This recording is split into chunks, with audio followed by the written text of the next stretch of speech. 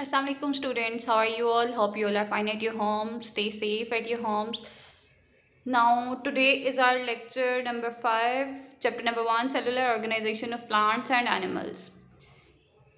We will do the exercise questions today. Your homework is to solve the question number 1, 2 and 5 on your books. And today we will do question number 3, part 1, 2 and 3 on our corpus. Okay. Kindly mention the date and day on your book plus copy. So first question is define microscope, name its parts and describe eyepiece, mirror and stage. Students, we have practiced about it that you have to answer these questions by yourself. So first we will write the definition. Define microscope. First we will write the definition microscope. Give headings please. First heading will be microscope and then write the definition from your book, page number 5. That is, from the first paragraph you will find the definition of the microscope and then write it here on your corpus. Then the second heading will be parts. You have to write the names of the parts of the microscope. Okay. Then we will write about the eyepiece, mirror and stage. What is eyepiece? What is eyepiece? Eyepiece is the place or the lens through which we observe the object. Okay. eyepiece वो जगह है जहाँ से हम लोग अपने objects को जो यहाँ स्टेज पर रखते हैं उसको ऑब्जर्व कर सकते हैं. ठीक है. Second is mirror. मिरर क्या था? मिरर लाइट रिफ्लेक्ट करने में हमारी हेल्प करता है. The mirror light is pass to the object through by using a mirror. Okay. And then we have stage. What is stage? Stage is this place where we place our objects. Okay. Stage वो जगह जहाँ पर हम अपने objects रखते हैं जिनको हमने ऑब्जर्व करना होता है. स्टेज. ठीक है. अब आप लोगों के पास किस तरह से आप लोग करेंगे अपना क्वेश्चन नंबर 1 कि आप सबसे पहले हेडिंग देंगे माइक्रोस्कोप की, then write the definition of the microscope from page number 5 first paragraph.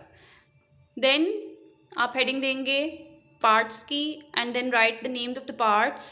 Similarly give the heading of eyepiece, write about the eyepiece, then mirror, write about mirror and then stage and then write the sentence about the stage. What is stage? The place where the object to be seen is placed. Okay. So question number 1 आपने इस format पे करना है. ठीक है. Now move to the question number 2. So now we have question number 2. Describe cell wall, chloroplast and vacuole in plant cell. Also draw its label diagram. Students, as you know that in which cell wall is absent? Animal cells. Animal cells में cell wall नहीं होती. तो अगर आपको question आया कि describe cell wall, chloroplast and vacuole, तो आप लोग खुद गेस कर लेना कि सेल वॉल की अगर बात करें तो हम प्लांट सेल की बात करेंगे. ओके. एंड इसकी लेबल डायग्राम आपने ड्रॉ करनी है. सबसे पहले हमारे पास वही चीज़ कि मैं सिर्फ आपको हेडिंग बताऊंगी एंड देन आप उसको खुद से लिखेंगे अपनी वर्डिंग में सारा कुछ.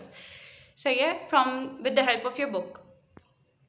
First give the heading of cell wall and write about it. Cell wall क्या है? सेल वॉल किसी भी सेल की आउटर मोस्ट कवरिंग है. प्लांट सेल की बात करें तो प्लांट सेल की आउटर मोस्ट कवरिंग है सेल वॉल. और ये किससे बनती है? ये एक हार्ड मटेरियल से बनती है जिसको हम लोग सेलुलोज कहते हैं. और ये क्या करती है? ये सपोर्ट करती है सेल को और उसको शेप प्रोवाइड करती है. Okay. Next we have chloroplast. Chloroplast क्या था? इसका क्या फंक्शन था? क्लोरोप्लास्ट प्लांट सेल्स में प्रेजेंट होते हैं और ये क्या करते हैं? इनके अंदर क्लोरोफिल प्रेजेंट होता है. Okay.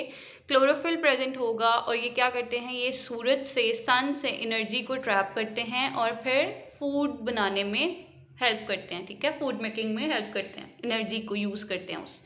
Then you have vacuole. Vacuoles function to store the waste materials, water, air and food particles. Okay. Plant cells में वैक्यूल जो है ये लार्ज होता है जबकि एनिमल सेल्स में ये वैक्यूल्स छोटे छोटे होते हैं. लेकिन हम सिर्फ प्लांट सेल की बात करेंगे वैक्यूल के अंदर. Okay. Then you have to draw the diagram of plant cell with labelling. Understand. Now we will move towards the question number 3. In question number 3 you have to write a note on the nucleus of a cell, page number 7.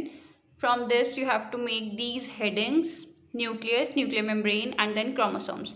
Nucleus क्या था? Nucleus क्या है? हमारी body का control centre है brain. Similarly cell का control centre क्या है? Nucleus. Okay, nucleus is the control centre of the cell. ये सेल की तमाम एक्टिविटीज़ को कंट्रोल करता है। अब हमारे पास फिर आती है न्यूक्लियर मेम्ब्रेन। न्यूक्लियर मेम्ब्रेन क्या है? एक थिन मेम्ब्रेन होती है जो कि हमारे न्यूक्लियस के सराउंड्स में होती है, सराउंडिंग्स में होती है, ठीक है। न्यूक्लियस के अराउंड हमारे एक थिन मेम्ब्रेन होती है जिसको हम लोग न्यूक्लियर मेम्ब्रेन कहते हैं। Then we have chromosomes. Chromosomes क्या होते हैं कि हमारे न्यूक्लियस में थ्रेड लाइक स्ट्रक्चर्स होते हैं, धागे की तरह के छोटे बारीक बारीक से, उनको हम लोग क्रोमोसोम्स कहते हैं। अब ये क्या करते हैं कि क्रोमोसोम्स कैरेक्टरिस्टिक्स को पुराने सेल्स से न्यू सेल्स में ट्रांसफ़र करते हैं। जिस तरह से हमारे अंदर जो हमारे पेरेंट्स की कैरेक्टरिस्टिक्स कुछ कॉमन होती हैं, हमारे में आपस में आदत, ये सारी क्रोमोसोम्स की निस्बत होती हैं। ओके, फीचर्स वगैरह etcetera. And then you have to draw the diagram of nucleus. This is the diagram of nucleus. Okay, and you have to take help from this topic to solve this question. And please remember to use your own wording.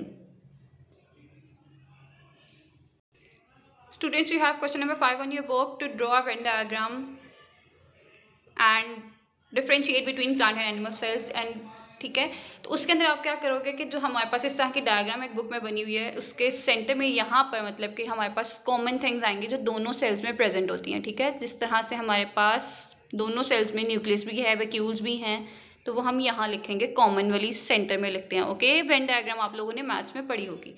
फिर हमारे पास आती हैं different जो चीज़ें हैं दोनों में present नहीं है, तो वो इस तरफ आएंगी प्लांट सेल की, जिस तरह सेल वॉल इधर आ गई। तो इस तरफ एनिमल सेल में क्या होता है? एनिमल सेल्स में वैक्यूल्स जहाँ प्रेजेंट होते हैं आप उसको डिस्कस कर दो। सेंट्रियोल्स का बता दो कि कहाँ होते हैं। सेंट्रियोल्स प्रेजेंट होते हैं एनिमल सेल्स में और इसमें प्रेजेंट नहीं होते, तो आप इधर सेल वॉल लिख लो, इधर सेंट्रियोल्स लिख लो। इसी तरह से सेकंड वाले आप लोग खुद करेंगे। मैं सिर्फ आपको इनकी हिंट दे रही हूँ कि ये क्वेश्चन किस तरह से सॉल्व होना है।